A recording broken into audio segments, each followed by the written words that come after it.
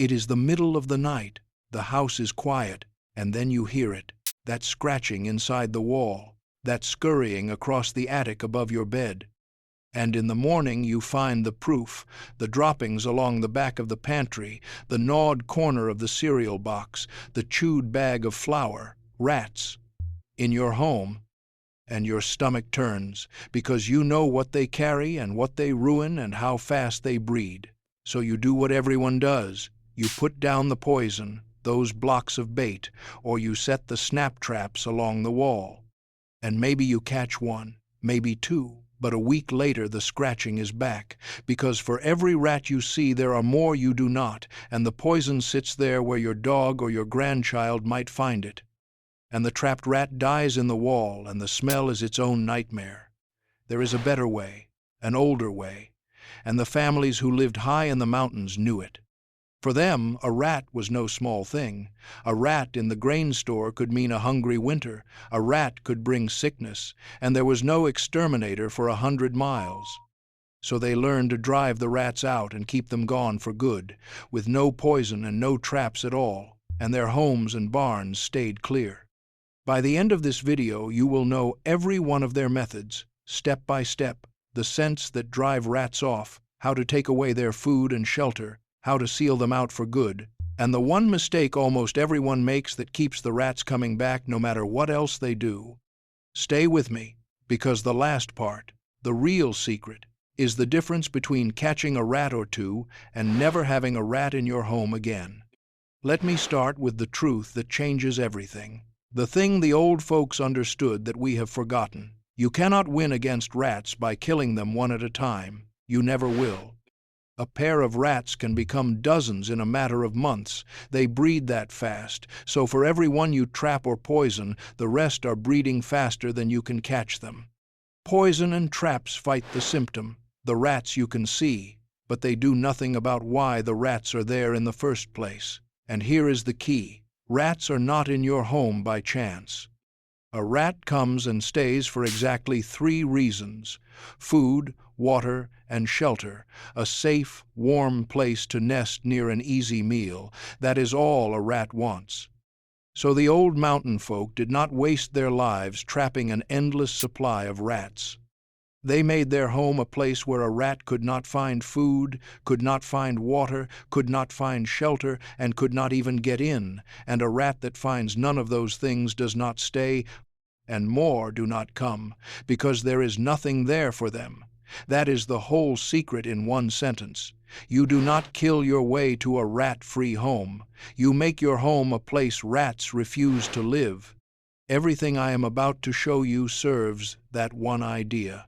If you believe that solving a thing properly and for good, the old sensible way, beats fighting it forever with poison, then do me a kindness right now and subscribe to this channel and help me keep this old mountain knowledge alive, because this is exactly the wisdom that gets lost in a single generation, and I do not want it gone. So let me show you, step by step, and I will start with the part that gives you the fastest relief, the sense that rats cannot stand. A rat lives by its nose even more than a fly does. Its sense of smell is everything to it, and there are smells a rat hates so much it will not go near them, smells that say to a rat, danger, predator, stay away. The old folks knew them all and used them to drive rats right out of a space and to block the paths they travel. The strongest and most famous is peppermint, true strong peppermint. Rats cannot stand it.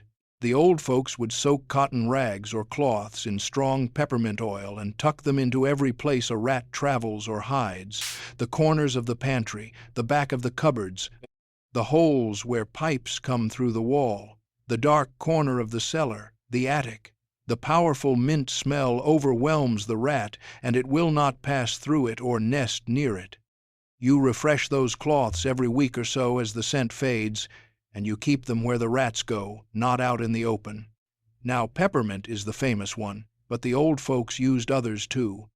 They scattered crushed, dried hot peppers and cayenne in the corners and along the runways, because the burning pepper smell drives rats off and irritates them, so they avoid it.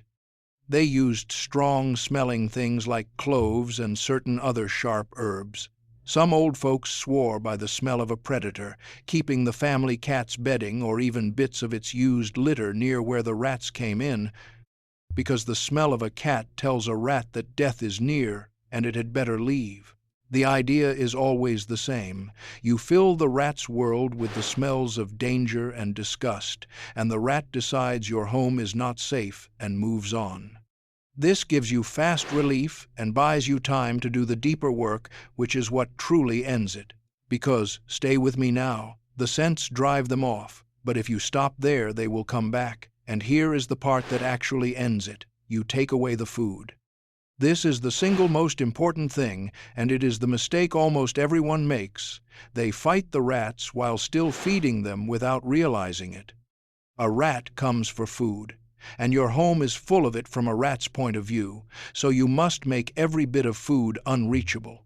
Here is what the old folks did, and what you must do. Every bit of food in your pantry that comes in a bag or a box, the rice, the flour, the grains, the cereal, the pasta, the sugar, the pet food, all of it goes into hard containers. A rat cannot chew through, metal or thick glass with tight lids. A rat chews straight through cardboard and plastic and paper like they are nothing, so a box of cereal on the shelf is an open meal, but a rat cannot chew through a metal tin or a glass jar. The old folks kept their grain and flour in metal bins and crocks with heavy lids for exactly this reason, to keep the rats and mice out of the family's food. You clean up every crumb, every spill. You do not leave dishes out. You sweep the floor at night, because even the crumbs under the toaster feed a rat. The pet food, which is one of the biggest rat feasts of all, you do not leave out overnight. You put it away in a sealed container, and you do not leave a full bowl sitting out till morning.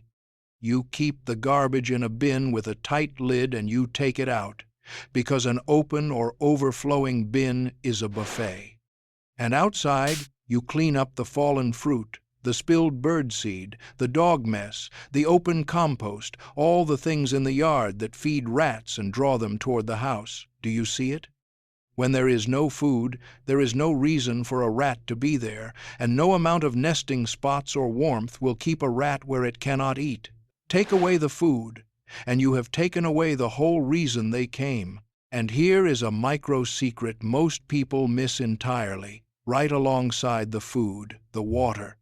A rat needs to drink, and it will stay where there is easy water, just as surely as where there is easy food. So the old folks made sure there was no easy water either. You fix the dripping tap, the leaking pipe under the sink, the spot where water pools. You do not leave water sitting out. You empty the pet's water bowl at night along with the food. You wipe up the condensation. You make sure the gutters and drainage carry water away from the house and do not leave puddles against the foundation. A rat that can find nothing to drink near your home is a rat that has one more reason to leave and one fewer reason to come. Food and water together are what hold a rat, and when you deny it both, half the battle is already won before you have done anything else. Now stay close, because we have driven them off, and we have taken away their food and water, but the old folks knew the most permanent step of all, the one that keeps them out for good. You seal the house. You close up every way a rat can get in. Now here is the thing that astonishes people. A rat can squeeze through a hole no bigger than a coin, the size of your thumb, because they can flatten their bodies and push through any gap their skull will fit, and their skull is smaller than you think. So a house has far more rat doors than you would ever guess.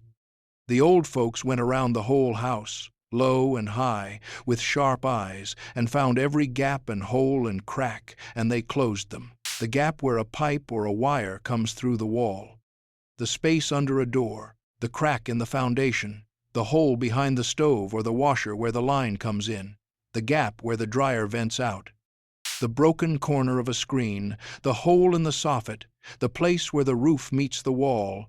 Every one of these is a rat highway.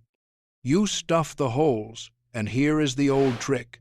You do not just plug them with something soft a rat will chew right back through.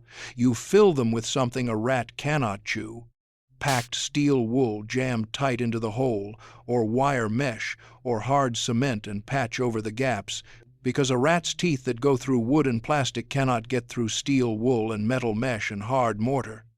You seal around the pipes, you fix the screens, you put a sweep on the bottom of the door, you cover the vents with metal mesh.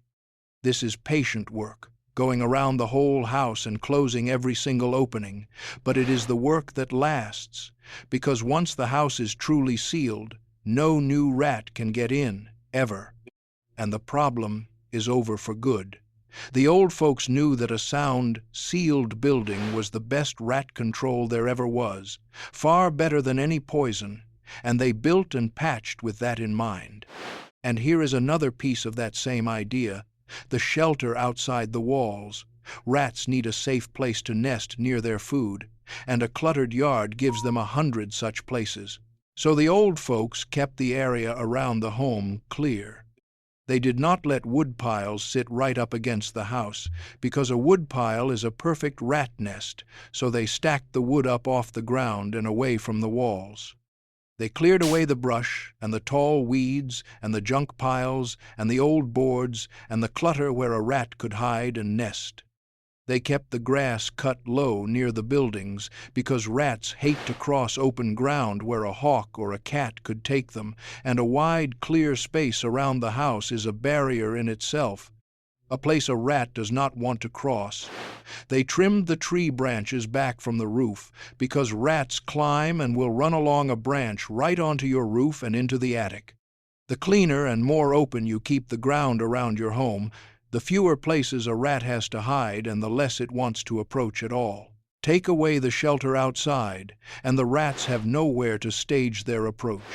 Now let me tell you about the old folks' greatest ally in all of this, the natural rat hunter, because this is the most permanent control of all, and it costs you nothing: the cat. A good barn cat, a real working mouser, is the oldest and best rat control humankind has ever had, and the mountain families always kept cats for exactly this reason. A cat does not just kill the rats it catches, it does something even more powerful. Its very presence and its scent tell every rat in the area that this is hunting ground, that death walks here, and the rats avoid the whole territory. The old folks kept cats in the barn and around the house and grain store, and those cats kept the rats away year after year for free, asking nothing but a little milk and a warm place to sleep, doing the work no poison can do, because the cat is always on duty and never runs out. And the cat was not the only hunter the old folks welcomed. They knew the owls hunted rats by night, and the hawks by day, and the snakes that lived around the place kept the rodents down, and even the dogs that loved to chase a rat. They did not poison these hunters or chase them off. They welcomed them, because every one of them was a free and tireless rat catcher. And here is the cruel trick of poison that the old folks would warn you about. When you poison a rat, and an owl or a hawk or your own cat eats that dying poisoned rat, the poison kills your hunter too. So you destroy the very allies that would have kept the rats down forever. The old way works with the hunters. The poison kills them. That alone is reason enough to do it the old way. Let me give you the old peppermint spray in detail, because it is the one you will use most for driving them off, and it is simple to make stronger than any cloth.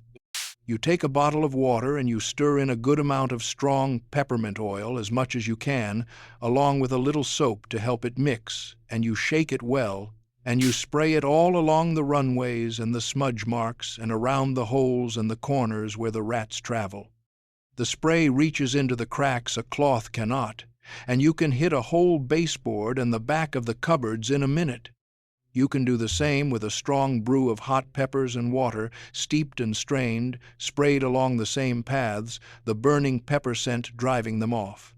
You spray it fresh every few days, especially after cleaning, and it lays down a wall of smell right along the very roads the rats use.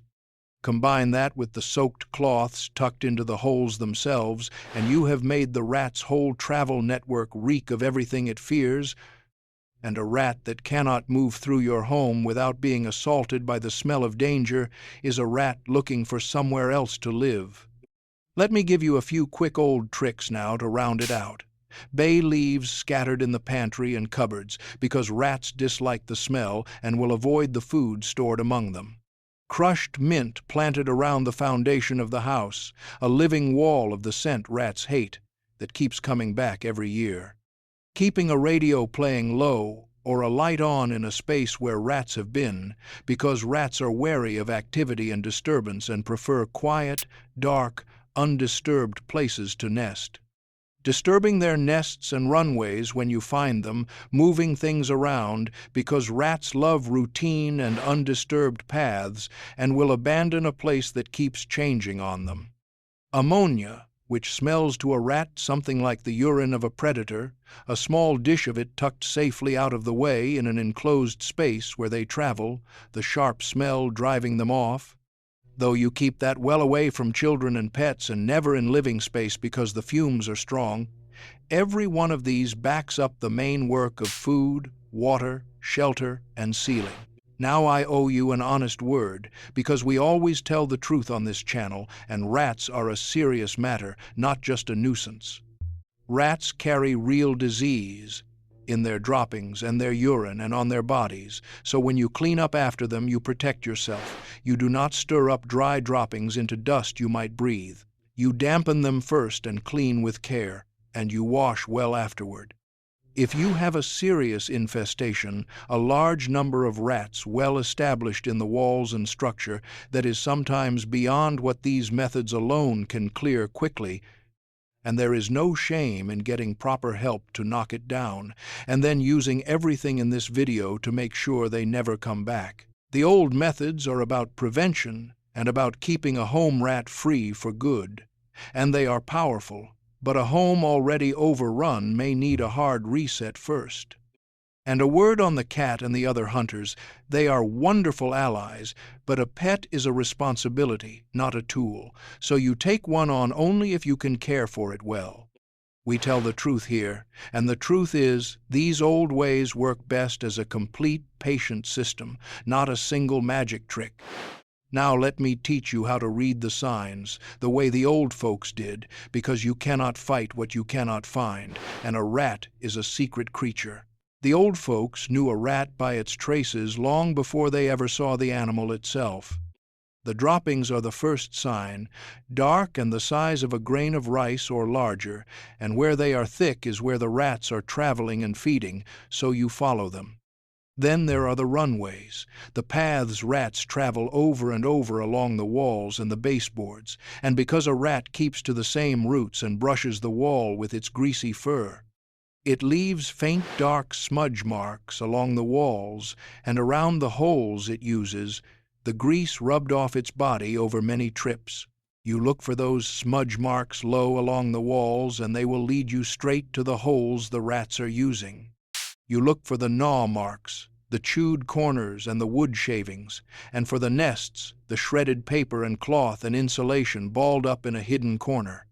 The old folks read all of this like a story, and it told them exactly where the rats lived and traveled and got in, so they knew precisely where to put the peppermint, where to pack the steel wool, where to clear and disturb. So before you do anything, spend a little time being a tracker in your own home, follow the droppings and the smudge marks and the gnawing, and let the rats show you their secret roads, because once you know their roads, you know exactly where to close them off. Let me give you the living wall the old folks grew, because some of the best rat deterrents are plants you can put right in the ground, and they come back every year for free. Mint, as I said, is the great one, and the old folks planted it thick around the foundation of the house and the barn, where it spread into a fragrant living barrier that rats hated to cross. And it gave them mint for tea and cooking besides. They grew certain other strong plants, too, that rodents avoid. There is a plant some call the mole plant or the gopher spurge that country folk planted to keep burrowing rodents away. Daffodils and certain bulbs that rodents will not touch, planted around a space, help turn them back. Strong oniony and garlicky plants growing in the ground give off a smell rats dislike. Even elderberry and certain shrubs were known to the old folks as things rats kept their distance from. The idea is to ring your home and your garden with growing things that a rat finds offensive, a permanent, self-renewing barrier of scent that asks nothing of you once it is established. The mountain folk surrounded their homes with useful plants that did double and triple duty, feeding them, healing them, and keeping the pests off all at once. And a border of mint and strong herbs around your foundation does exactly that. Let me talk about the grain store, the food storage, in real detail, because this is where the old folks were most careful of all, and it is the heart of keeping rats away.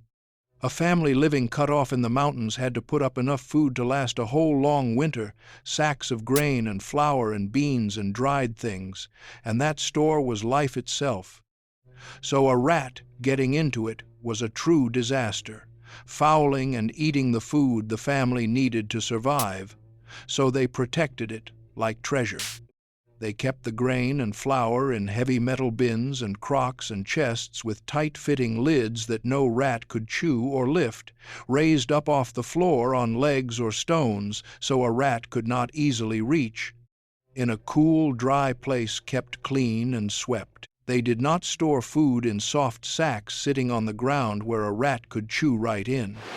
They checked the store often, so that any sign of a rat was caught at once before it could become a nest and a brood.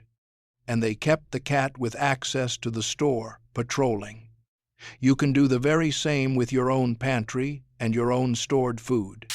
Get it up off the floor, get it into hard chew-proof containers, keep the storage area clean and checked, and you protect your food the way the old folks protected the food that kept their families alive. A rat that cannot get into a single thing it wants to eat is a rat with no reason on earth to stay in your home. And now, here it is, the last part, the real secret, the one mistake almost everyone makes that keeps the rats coming back no matter what else they do. And it is this: people treat rats as a thing to kill instead of a thing to prevent. They wait until the rats are scratching in the walls, and then they go to war, poison and traps, and they fight and fight, and even if they win for a week, they have changed nothing about why the rats came. So the rats come back, again and again, forever, and the person spends their whole life fighting rats. The old mountain folk made the opposite choice, and it is the secret of everything they prevented. They kept the food sealed in metal and the crumbs swept up before there was ever a rat to feed.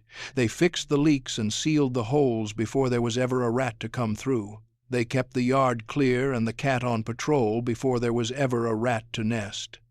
They did not wait for the war. They made sure the war never started, by keeping their home and their grain store a place that offered a rat nothing, no food, no water, no shelter, no way in. And so they did not spend their lives fighting rats. They simply did not have rats, year after year, because they had built a home a rat could not live in. That is the secret, and it is so simple it sounds like nothing, but it is everything. Stop trying to kill the rats. Make your home a place rats cannot live, and they will not, and the ones that are there will leave, because you have taken away the only things that ever held them. Do that, and keep doing it, and you will never lie awake listening to the scratching in the wall again. So that is the forgotten mountain way of getting rid of rats for good, the peppermint and the pepper and the predator scents that drive them off fast. The food locked away in metal and glass, and the crumbs swept up so there is nothing to eat, the leaks fixed so there is nothing to drink, the whole house sealed tight with steel wool and mesh and cement so there is no way in, the yard kept clear so there is nowhere to nest, and the cat and the owl and the hawk welcomed as the tireless hunters they are. Not one block of poison left out where your dog or your grandchild could find it. Not one rat dying in the wall to rot and stink. The old mountain families faced the rat as a true danger, a threat to their food and their health with no help for 100 miles, and they beat it not by killing one rat at a time forever, but by understanding the creature and denying it everything it needs, so their homes and barns stayed clear. We have all the poisons and traps in the world now, and we still lie awake listening to the scratching because we forgot the simple wisdom that the old folks lived by. But you do not have to. You can do it their way, the lasting way, the safe way, and make your home a place a rat will never live again. So here is what I want you to do. This week, do not put down poison. Instead, take an hour and walk your home with new eyes, and start with the food. Get every bag and box of grain and cereal and pet food into metal or glass, and sweep up every crumb. And then go around the outside and find just the biggest holes where a rat could get in and pack them tight with steel wool. Start there, and you will have already done more to end the problem than any poison ever could. And come tell me in the comments, did your family keep the rats away the old way too? Did they keep the barn cat and the grain in metal bins and seal the old place up tight? And where in the world are you watching from tonight? Because I love to see how far this old wisdom travels. If this video helped you or stirred a memory, subscribe and stay with me so together we can keep these old mountain ways alive, the lasting, sensible ways that solved a thing for good instead of fighting it forever, before they slip away for good. They knew how to protect a home, those old folks, and they have so much left to teach us. I will see you in the next one.